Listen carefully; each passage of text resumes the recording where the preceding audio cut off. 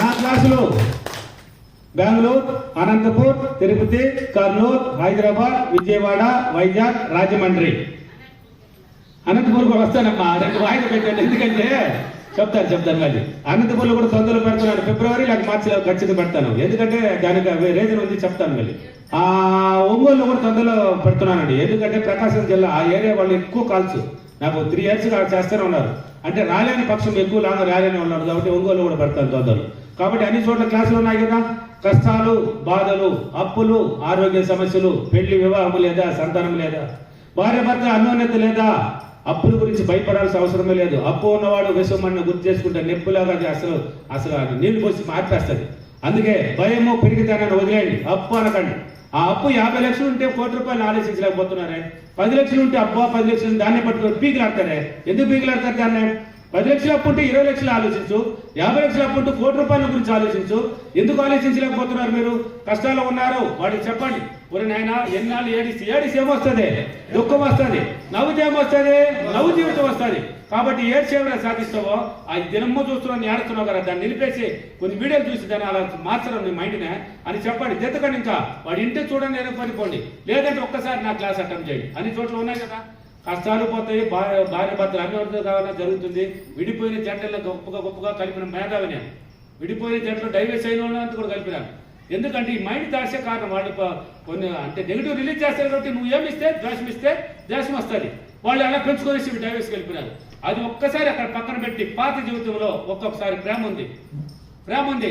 మన బెంగళూరు లేడీ చెప్పినట్టు భర్తకి పేరు చెప్పలేదు, కానీ బెంగళూరు లేడీ చెప్పినట్టు భర్తని కడగ తీయాలంటే ఏం చెప్పాలి? ముద్దు పెట్టాలి. ముద్దు పెట్టి ఐస్కాంతలా కడగ తీసుకురావాలి.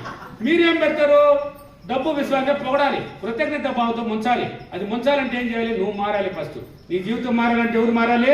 నువ్వు మారాలి. నువ్వు మారకుంటే నా జీవితం మారలేదంటే ఎక్కడ మారుతుంది? నువ్వు మారా. వాడిட்டு పోయినాడు, వీడెట్టు వచ్చినాడు, వాడు తెచ్చినాడు, వాడు కళ్ళు కొట్టాడు. దీన్ని మాట్లాడమంటే మాట్లాడతారు. నేను ఎలా ఉన్నాను, నా పరిస్థితి ఏంది అని ఒక్కసారి ఆలోచించలేకపోతున్నారు. కాబట్టి ఏదైనా కష్టాలు, బాధలు అన్ని తొలగాలంటే ఒక్కసారి నా క్లాస్ అటెంప్ట్ చేయండి. మీ జీవితంలో అద్భుతాలు జరుగుతాయి. ఫీడ్బ్యాక్ చూడండి. జనాలు నా దగ్గర నేర్చుకుని ఎలా ఉన్నారు. దీంట్లో మంత్రాలు లేవు, తంత్రాలు లేవు, చిట్టి తంత్రాలు లేవు, యంత్రాలు లేవు, రెమెడీలు లేవు, పూజలు లేవు. సార్ ఒక రెమెడీ చెప్పండి సార్ అంటారు. ఆ రెమెడీ ఎక్కడ ఉందో నాకు చెప్పండి అని అంటారు. రెమెడీ అంటే ఏంటి? రెమెడీ? నువ్వు మారయ్యా, నీ మైండ్ను వాడుకోవయ్యా. ఇక్కడ ఉంది అన్ని రెమెడీలు. ఎక్కడ వచ్చినాయి మధ్యలో? సార్ ఒక తంత్రం చెప్పండి సార్. తంత్రం ఉంటే ఇప్పుడు కోటీసులు అయిపోరు అందరా.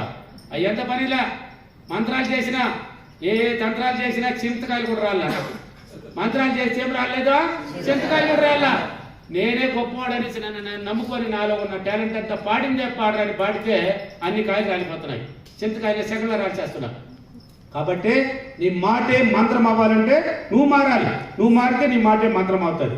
నీ మాట ఏం చెప్పినా జరిగిపోతుంది.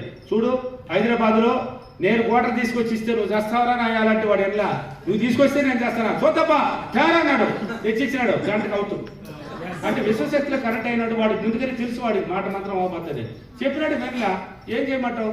కాబట్టి మాట్లాడేటప్పుడు కూడా పిల్లల్ని మీరంతా విశ్వశక్తిలో లింక్ పడతారు. మీకు తెలియకనే పిల్లల్ని కానీ ఇంట్లో భార్య భర్తలు కానీ తిట్టుకోకండి. ఏదైనా మా అనవసరంగా మాట్లాడేది అట్లా తయారవుతుంది. అట్లా అనకూడదు. వాడు ఎలా ఉన్నాడని మర్చిపో, నువ్వు ఎలా ఉన్నావు.